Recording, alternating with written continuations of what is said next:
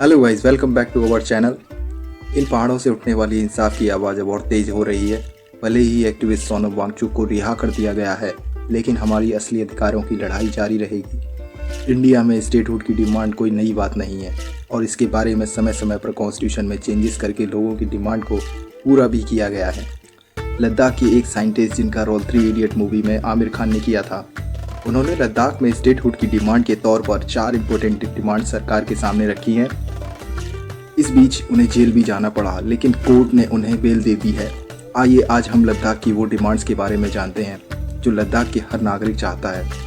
Last में एक question है आप सभी के लिए, आप अपना जवाब कमेंट बॉक्स में बता सकते हैं। सोनम वांगचुक और लद्दाख के लोगों की मुख्य मांगें, जिसे 4 पॉइंट एजेंडा कहा जाता है, इन मांगों के लिए उन्होंने कई बार भूख हड़ताल और फुट मार्च भी किए हैं। पहली demand, full statehood for Ladakh. Ladakh को एक पूरे राज्य का दर्जा दिया जाए। अभी लद्दाख एक यूनियन टेरिटरी है बिना किसी असेंबली के, जिसे लोग बदलना चाहते हैं ताकि उनका अपना प्रशासन हो। दूसरी इंपॉर्टेंट डिमांड, 6 शेड्यूल। लद्दाख को संविधान की 6 शेड्यूल में शामिल किया जाए। इससे लोकल लोगों को अपनी ज़मीन, जंगल और संस्कृति को बचाने के लिए खुद के कानून बनाने के अधिकार मिल जाएगा। तीसरी important demand, job reservation for locals. Ladakh के युवाओं के लिए सरकारी नौकरियों में 25 से 85% रिजर्वेशन की मांग है। साथ ही लद्दाख के लिए एक पब्लिक सर्विस कमीशन की भी मांग की गई है। चौथी डिमांड, सेपरेट पार्लियामेंट्री सीट्स। अभी पूरे लद्दाख के लिए सिर्फ एक लोकसभा सीट है। मांग ये है कि लेह और कारगिल दोनों के लिए अलग अलग यानी टोटल 2 पार्लियामेंट्री सीट्स होनी चाहिए ताकि बेहतर रिप्रेजेंटेशन मिल सके। 1 मिनट का ब्रेक लेते हैं जिसमें मैं कुछ इंटरेस्टिंग बात बताऊंगा। हम सब जानते हैं मिस इन्फॉर्मेशन एक डिसास्टर है, और अगर हम आप तक सही इन्फॉर्मेशन टाइमली पहुंचा पा रहे हैं, क्योंकि हमें उम्मीद है आप हमें सपोर्ट करेंगे और आगे बढ़ने में हेल्प करेंगे। लाइक, कमेंट एंड सब्सक्राइब करना फ्री है, लेकिन आपका समय कीमती है। इसके लिए मेरी कोशिश है आप तक वही कंटेंट लाया जाए जो एजुकेशनल और सोशल इश्यूज़ में शामिल हो। अब वीडियो कंटिन्यू करते हैं। सोनम वांगचुक को हाल ही में मार्च 14, 2026 को जोधपुर जेल से रिहा किया गया। वो लगभग 6 महीने से नेशनल सिक्योरिटी एक्ट NSA के तहत एंड डिटेंशन में थे। रिहा होने के बाद उन्होंने कहा कि वो सरकारी हाई पावर्ड कमेटी के साथ कंस्ट्रक्टिव डायलॉग के लिए तैयार है, बशर्ते सरकारी नीयत साफ हो। हालांकि सरकारी स्टेज पर कुछ प्रोग्रेस हुई है, जैसे ST रिजर्वेशन बढ़ाना और लोकल लैंग्वेजेस को ऑफिशियल दर्जा देना, लेकिन स्टेटहुड और 6 शेड्यूल पर अभी भी कोई फाइनल फैसला नहीं हुआ है। 6 शेड्यूल के बारे में जानते हैं। इंडियन कॉन्स्टिट्यूशन के आर्टिकल 244 क्लॉज 2 और आर्टिकल 275 क्लॉज 1 के तहत ट्राइबल इलाकों को ऑटोनॉमस सेल्फ गवर्नेंस की शक्ति देती है। इसका मेन मकसद ट्राइबल कल्चर, ज़मीन और उनके रिवाजों को बाहरी लोगों से बचाना है।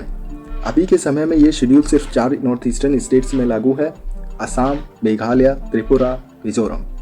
Autonomous district councils. इस शेड्यूल के तहत ऑटोनॉमस डिस्ट्रिक्ट काउंसिल्स बनाई जाती हैं, जिन्हें काफ़ी ज़्यादा पावर मिलती है। इनका स्ट्रक्चर, हर काउंसिल में मैक्सिमम 30 मेंबर्स होते हैं। इनमें से 26 लोगों को जनता चुनती है और 4 मेंबर्स गवर्नर नॉमिनेट करते हैं। इनका समय 5 साल का होता है। काउंसिल्स की पावर, लेजिस्लेटिव पावर। ये काउंसिल जमीन, जंगल, खेती, मैरिज, डाइवोर्स और इनहेरिटेंस जैसे मुद्दों पर कानून बना सकती हैं। इन कानून पर गवर्नर की मंजूरी जरूरी होती है। जुडिशियल, ये ट्राइबल लोगों के बीच छोटे मोटे झगड़ों को सुलझाने के लिए अपना विलेज कोर्ट्स बना सकते हैं। फाइनेंशियल, इन्हें लैंड रेवेन्यू कलेक्ट करने और छोटे मोटे टैक्स लगाने का हक होता है। एग्जीक्यूटिव, ये स्कूल्स, रोड्स और डिस्पेंसरीज जैसे लोकल फैसिलिटीज़ को मैनेज कर सकते हैं। 6 शेड्यूल के तहत स्पेशल स्टेटस भी दिया जाता है। इस शेड्यूल के सबसे बड़ा फायदा ये है कि पार्लियामेंट या स्टेट लेजिस्लेचर के बनाए कानून इन इलाकों में तब तक लागू नहीं होते जब तक कि गवर्नर उनमें जरूरी बदलाव ना कर दें। लद्दाख की मांग यही है कि वहाँ की 97% ट्राइबल पॉपुलेशन को बचाने के लिए उसे भी शेड्यूल में शामिल किया जाए। जबकि अगस्त 2019 में भारत सरकार ने एक बड़ा फैसला लेते हुए आर्टिकल 370 को हटाया और जम्मू एंड कश्मीर का स्टेटस बदल दिया। इससे पहले लद्दाख जम्मू एंड कश्मीर राज्य का ही एक हिस्सा हुआ करता था। क्या फ़ायदा हुआ इस एक्ट से?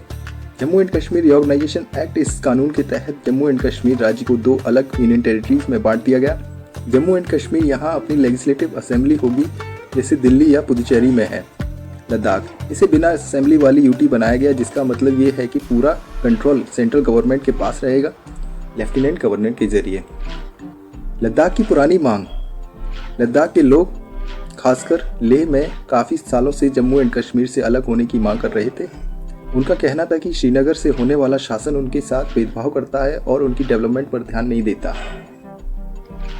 और अंत में करंट स्टेटस ये है, हालांकि अलग होने की खुशी शुरुआत में थी, पर अब सोनम वांगचुक और बाकी लीडर्स का कहना है कि यूटी बनने के बाद उनकी पॉलिटिकल पावर छिन गई है। इसी वजह से वो अब फुल स्टेटूट और 6 शेड्यूल में मांग कर रहे हैं, ताकि उन्हें जम्मू एंड कश्मीर से अलग होने की बाद असली सेल्फ रूल मिले। वीडियो में बने रहने के लिए धन्यवाद। हमारा क्वेश्चन है, इंडिया में अभी तक कितनी बार स्टेटूट की डिमांड उठ चुकी है? कमेंट में स्टेट्स और ईयर बताएं। फिर मिलते हैं नेक्स्ट एजुकेशनल वीडियो में। देखते रहिए आवर लाइफ।